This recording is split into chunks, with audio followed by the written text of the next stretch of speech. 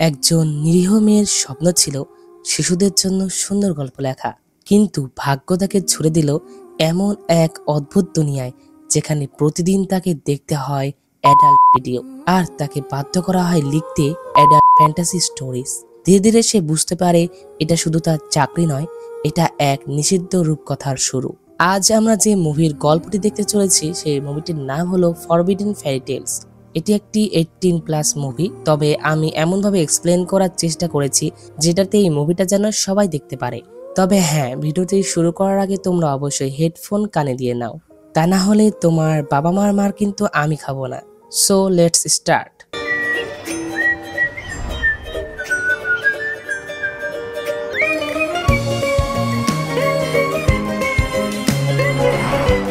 মুভির শুরুতেই আমরা দানবী নামের একটি মেয়ের বাবাকে দেখতে পাই। দানবীর বাবা বাচ্চাদের জন্য ফ্যারি টেল লিখত, কিন্তু তার গল্প কখনোই সফল হয়নি, সে মারা গিয়েছিল। তখন আমরা দানবীকে দেখতে পাই। দানবীও তার বাবার মতোই ফ্যারি টেলার হতে চায়। সে একটি জব পায়। তখন এই জবটি পেয়ে সে অনেক খুশি ছিল। সে ভেবেছিল যে সে দিনে অফিসে কাজ করবে আর রাতে সে ফ্যারি টেল লিখবে। আজ তার অফিসের প্রথম দিন ছিল। তখন দানবীর এক বন্ধু তাকে অফিস পর্যন্ত ছেড়ে দিতে আসে। একটা ফ্যারি টেল বুক পাবলিশিং কোম্পানির সিইও ছিল, আর পাশাপাশি তার ফ্যারি টেলে অনেক বেশি আগ্রহ ছিল। আর যেহেতু তাদের দুজনের পছন্দই এক, যার জন্য তারা অনেক ভালো বন্ধু ছিল। অবশ্য তারা একে অন্যকে এটা বলে না তো ঠিক, কিন্তু কোথাও না কোথাও তারা একে অন্যকে পছন্দ করত। তো এর পরবর্তী সিনে আমরা কাং নামের একটি ছেলেকে দেখতে পাই। কাং সেই অফিসে চাকরি করে যে অফিসে দানবী চাকরি পেয়েছিল। কাং এই অফিসে 6 বছর ধরে কাজ করে। সে এই কোম্পানির উপরে অনেক হতাশ ছিল, কারণ সেখানে না ওয়ার্ক লাইফ ব্যালেন্স ছিল, না কোনো প্রমোশন, আর না সে জীবনে এগিয়ে যেতে পারছে। না জানি সেখানে যে কি কাজই হয়, যার জন্য কোনো কর্মচারী সেখানে 1 মাসের বেশি কাজ করতো না। কাংও সিদ্ধান্ত নেয় যে সে এই কোম্পানি ছেড়ে দিবে, যেটাতে সে রেজিগনেশন লেটার নিয়ে তার বসের কাছে চলে যায়। তখনই সে জানতে পারে যে একটি নতুন এমপ্লয় তাদের কোম্পানিতে জয়েন হচ্ছে। তখন কাং ভাবে যে যদি সেই এমপ্লয় এখানে কিছুদিন টিকে যায় তাহলে তার প্রমোশন হয়ে যাবে। একথা ভেবে সে রেজিগনেশন দেওয়ার কথা ছেড়ে দেয়। তখন আমরা সেই নতুন এমপ্লয়কে দেখতে পাই। আসলে সেই নতুন এমপ্লয় তো দানবী ছিল। দানবী সে সবাইকে তার পরিচয় দেয়, কিন্তু এটাতে সে তেমন কোনো রেসপন্স পায় না। তখনই হঠাৎ করে একটি কর্মচারী হেডফোন তার কম্পিউটার থেকে খুলে যায়, যেটাতে তার কম্পিউটার থেকে অদ্ভুত শব্দ আসছিল। তখন দানবীর নজর সেই কম্পিউটার স্ক্রিনের দিকে পড়ে। সে খেয়াল করে যে এখানে থাকা সব কম্পিউটারেই অ্যাডাল্ট ভিডিও চলছিল। দানবী মনে করেছিল যে সে হয়তো কোনো ভুল ডিপার্টমেন্টে চলে এসেছে, কিন্তু আসলে এমনটা ছিল না। আসলে ওই কোম্পানিকে অবৈধ ভিডিওগুলোকে মনিটর করা হয়। আর দানবী সেখানে ইউথ প্রোটেকশন টিমের মেম্বার ছিল, যেখানে তার কাজ হলো হার্মফুল ভিডিওগুলোকে মনিটর করা। এই কাজটা দানবীর পছন্দের তো একদম বিপরীত ছিল, কিন্তু অন্য কোনো আর জব না পাওয়ায় তার বাধ্য হয়ে এই কাজটি করতে হয়। কিন্তু তবুও সে অফিসের পরে রাতে প্রতিদিনই ফ্যারি টেলস লিখত, আর সে সিদ্ধান্ত নেয় সে প্রতি রাতে 4 ঘন্টা করে ফ্যারি টেল লিখবে। পরবর্তী সিনে দেখতে পাই কাং দানবীকে ট্রেনিং দিচ্ছিল, যেখানে দানবী প্রতিদিন ফ্যারি টেলস নিয়ে চিন্তা করত। সেই জায়গায় এখন তাকে ভিডিওগুলো দেখতে হচ্ছে। এটাতে সে কিছুটা নার্ভাস ফিল করে। রাতের বেলা আমরা দানবীকে বারে তার বন্ধুদের সাথে দেখতে পাই। সে যখন সেখানে ড্রিঙ্কস করছিল, তখন সে চারপাশে মানুষদেরকে কাপড় দেখতে পায়। আসলে সারা দিন যে সে এগুলো ভিডিও দেখেছে, যার জন্য সে যাকে দেখছে তাকেই সে কাপড় দেখতে পাচ্ছিল। এর পরবর্তী দৃশ্যে আমরা মিস্টার ওয়াং নামের একটি লোককে দেখতে পাই, যে কিনা একটা অ্যাডাল্ট নভেল পাবলিশিং কোম্পানির সিইও ছিল। ওয়াং এর কারের সাথে অনেক ভালোবাসা ছিল, অর্থাৎ সে কারের অনেক যত্ন নিত। তার কারের ভার্সন অনেক পুরাতন কিন্তু অনেক দামি। তার কোম্পানির বেশিরভাগ রাইটারকে অ্যারোকিং কোম্পানি নিয়ে যাচ্ছিল, যে কিনা কোনোদিন মিস্টার ওয়াং এর এখানেই কাজ করত। এখন এর কোম্পানি অনেক বেশি ভালো পারফর্ম করছিল, কারণ অ্যারোকিং কোম্পানি এমন কিছু গল্প পাবলিশ করত যেটা পারমিশন তার ছিল না। অর্থাৎ সে এমন গল্প পাবলিশ করত যেটা কিনা বাস্তব রিলেটেড, অর্থাৎ সে কারো বাস্তব গল্প তার নভেলে লিখে, আর এটার জন্য সে কিন্তু তাদের পারমিশনও নেয় না, যার জন্য তার এই গল্পগুলো ইউতে অনেক বেশি চলতো। অন্যদিকে মিস্টার ওয়ানের নতুন রিলিজ হওয়া নভেলকে 4 বার ওয়ার্নিং দেওয়া হয়েছে।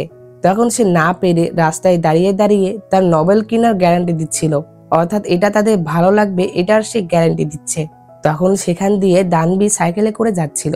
তখন সে মিস্টার ওয়াং এর কথা শুনছিল, যেটাতে তার নজর সাইকেল চালানোর থেকে সরে যায়। আর তখন হঠাৎ করে তার সামনে একটি বিড়াল চলে আসে। সে বিড়ালকে বাঁচাতে গিয়ে তার সাইকেলের কন্ট্রোল হারিয়ে ফেলে, যেটাতে তার সাইকেল এসে মিস্টার ওয়াং এর কারে ধাক্কা খায় আর মিস্টার ওয়াং এর কারের গ্লাস ভেঙে যায়। যেহেতু কার অনেক দামি ছিল, যার জন্য মিস্টার ওয়াং তাকে এটার খরচ দিতে বলে, কিন্তু কার অনেক দামি হয় দানবি এটার খরচ দিতে পারে না। দানবি ক্রিয়েটিভ রাইটিং এ পড়াশোনা করেছিল, যার জন্য মিস্টার ওয়াং দানবিকে অ্যাডাল্ট নভেল লিখতে বলে, যেটা কিনা এই কারের দামের পরিবর্তে হবে। মিস্টার ওয়াং এর কাছে টাকার অভাব ছিল না। আসলে সে মনে মনে ভেবেছিল যে দানবি একটা সহজ সরল মেয়ে, যার জন্য সে এমন কন্টেন্ট তো লিখতেই পারবে না, যার জন্য সে তাকে একটা চ্যালেঞ্জ দিয়ে দেয়। দানবির কাছেও কোনো অপশন ছিল না, যার জন্য বাধ্য হয়ে তার রাজি হতে হয়। দানবি স্টোরি লেখার জন্য রাজি তো হয়ে গিয়েছিল, কিন্তু তার তো এই বিষয়ে কোনো আইডিয়াই ছিল না, যার জন্য সে এআই এরও সাহায্য নেওয়ার চেষ্টা করে। কিন্তু এআই এরও তো কিছু লিমিটেশন থাকে, যার জন্য এটাতেও তার কোনো কাজ হয় না। এটার জন্য দানবি তার নিজের কোম্পানির কন্টেন্ট চুরি করার সিদ্ধান্ত নেয়। একদিন রাতে দানবি তার কোম্পানির স্টোরি কপি করছিল, কিন্তু তখন এই কাজ করতে কাং তাকে দেখে ফেলে। তখন দানবি কাংকেও এই সকল ঘটনা বলে, যেটাতে কাংও রাজি হয়ে যায়, কারণ কাং ভেবেছিল যে দানবি যদি আর কিছুদিন এখানে টিকে যায় তাহলে তো তার প্রমোশন হয়ে যাবে। আসলে তার যদি প্রমোশন হয়ে যায় তাহলে তার আর এই টিমে কাজ করতে হবে না, অর্থাৎ তার এই অ্যাডাল্ট কন্টেন্ট গুলো আর মনিটর করতে হবে না, যার জন্য সে রাজি হয়েছিল। তো তখন দানবি তার কোম্পানির কন্টেন্টের সাথে তার কন্টেন্ট মিক্স করে ফেলে আর পুরো রাত মিলে কপি পেস্ট করে একটি নভেল তৈরি করে, আর সেই নভেল এনে সে মিস্টার ওয়াংকে দেয়। তখন মিস্টার ওয়াং এটা দেখে বুঝতে পারে যে এটা সে চুরি করে এনেছে। এটাতে সে কিছুক্ষণ দানবিকে কথা শোনায় আর তাকে বলে যে সে যেন আরো একটি কন্টেন্ট লেখে। দানবি তার বাড়িতে যাওয়ার সময় মিস্টার ওয়াং এর অ্যাসিস্ট্যান্ট মিস ও এর সাথে দেখা হয়। তখন দানবি মিস ও এর সাথে কথা বলে জানতে পারে যে মিস ও এরও ফ্যারিটেল অনেক পছন্দ, সে তার বাবার সব গল্পই পড়েছে।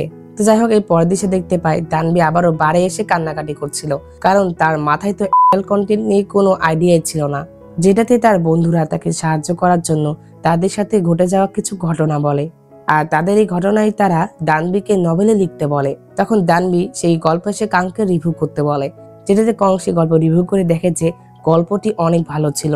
এটাতে দানবি কংকেও ট্রিট দেয়, আর আমরা মিস্টার ওয়াংকে দেখতে পাই সেও এই গল্পটি অনেক পছন্দ করে। সে দানবির 2টা গল্পই পাবলিশ করে দিয়েছিল। দেখতে দেখতেই দানবির 2টা নভেলই একদম টপে চলে আসে। অবশ্য দানবি অবশ্যই পরে তো ফ্যারিটেল নিয়ে রাইটিং করতো, কিন্তু এখন যখন সে মিস্টার ওয়াং এর জন্য কন্টেন্ট লিখে ফেলেছিল, যেটা কিনা অনেক ফেমাসও হয়ে গিয়েছিল, তো এটার জন্য সে ফ্যারিটেল লেখার জন্য সময় পেয়ে যায়, কিন্তু এই নভেলের জন্য সে ফ্যারিটেলে তো মনোযোগী দিতে পারছিল না। কিন্তু তবুও সে অনেক কষ্টে আস্তে আস্তে একটি ফ্যারিটেল কমপ্লিট করে, আর সে একটি কোম্পানিতে ফ্যারিটেল কন্টেস্টের জন্য তার সেই নভেলটি পাঠিয়ে দেয়। এটা সেই কোম্পানি ছিল যেটা কিনা হা চালাতো। পরবর্তী সিনে দেখতে পাই দানবি আর কাং তাদের পার্সোনাল লাইফ নিয়ে কথা বলছিল। তখনই সেই কোম্পানি থেকে দানবির কাছে একটি কল আসে, যে কিনা দানবির ওপরে অনেক রাগারাগি করছিল। আসলে সারা রাতে অনেক ক্লান্ত হয়ে যাওয়ার কারণে দানবি সেই অফিসে ফ্যারিটেলের পরিবর্তে একটি অ্যাডাল্ট নভেল পাঠিয়ে দিয়েছিল। তখন দানবি আর কাং তাড়াতাড়ি করে সেই পাবলিশিং কোম্পানির কাছে যেতে থাকে। পথে তারা জ্যামে পড়ে যায় আর বৃষ্টিও হচ্ছিল। তখন অনেক দেরি হয়ে যাওয়ায় দানবি তাড়াতাড়ি করে হেঁটে সেখান থেকে সেই অফিসে চলে আসে, কিন্তু সেই অফিসে তাকে তার কথা বলার জন্য কোনো সুযোগই দেওয়া হয় না। ম্যানেজার তার গল্প তো রিজেক্ট করেই ছিল, বরং তাকে কন্টেস্টে দ্বিতীয়বার সুযোগও দেয়নি। এটা ওই সময় ছিল যখন থেকে দানবির গল্প একদম বদলে যায়। তো এই কথাটা আবার জানতো না যে দানবি বাধ্য হয়ে অ্যাডাল্ট কন্টেন্ট লিখছিল, যেহেতু সেই কোম্পানিটা হায়ে ছিল, যার জন্য তার তো শুধুমাত্র নিজের বেজ্জতি হওয়ারই চিন্তা ছিল। সে দানবিকে চিনতে পর্যন্ত মানা করে দেয়, এমনকি সে তার সাথে বন্ধুত্ব বাতিল করে দেয়। এটাতে দানবি অফিসে যাওয়া বন্ধ করে দেয় আর তার মায়ের কাছে গ্রামে চলে যায়। তার সাথে এই কয়েকদিন যে ঘটনাগুলো ঘটেছে, যেটাতে সে অনেক ভেঙে পড়েছিল। অন্যদিকে দানবি অফিসে না যাওয়াতে কাঙ্গের অনেক চিন্তা হচ্ছিল। অন্যদিকে দানবি তার মাকে বলছিল যে কয়েকদিন পর সে অন্য একটি নাম দিয়ে আবারও ফ্যারিটেল লেখা শুরু করবে। দানবির মায়ের দানবিকে নিয়ে অনেক চিন্তা ছিল, কারণ তার পিতা সারা জীবনে একবারই ফ্যারিটেল নিয়ে পুরস্কার পেয়েছিল, আর সে সারা জীবন নষ্ট করেছে এই ফ্যারিটেল লিখতে গিয়ে। এখন তার মেয়েও তার পিতার মতো একই কাজ করছে। তখন সে দানবিকে বোঝায় যে সে জীবনে যে কোনো কাজ করতে পারে আর সফলও হতে পারে। সে তাকে বলে যে স্টোরি লিখে সেটা ভুল করে ফ্যারিটেল স্টোরিতে পাঠিয়ে দেওয়াটা অন্তত এটা একটা মজার বিষয় তো ছিল। সে আরো বলে যে সেই স্টোরি ল্যাপটপে ওপেন করো, আমিও এটা পড়বো। তখন দানবি সেই স্টোরি ল্যাপটপে ওপেন করে।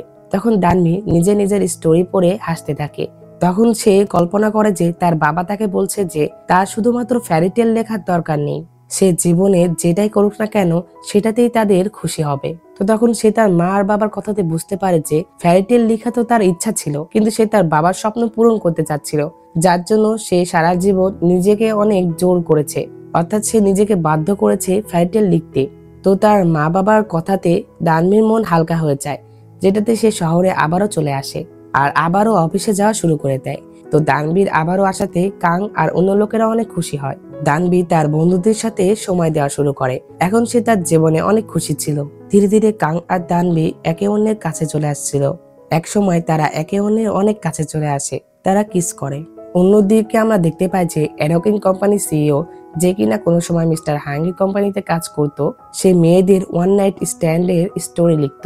সে ওই কাজ সে মেয়েদের পারমিশন ছাড়াই করত, যেটাতে সেই মেয়েদের সম্মান নষ্ট হয়ে যেত।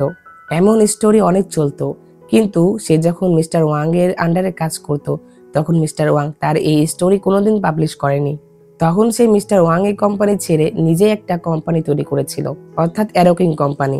এখন যখন সে একজন সাকসেসফুল রাইটার এবং পাবলিশার ছিল, তখন সে মিস্টার ওয়াং এর অ্যাসিস্ট্যান্ট মিস ওকেও তার কোম্পানিতে নিয়ে এসেছিল।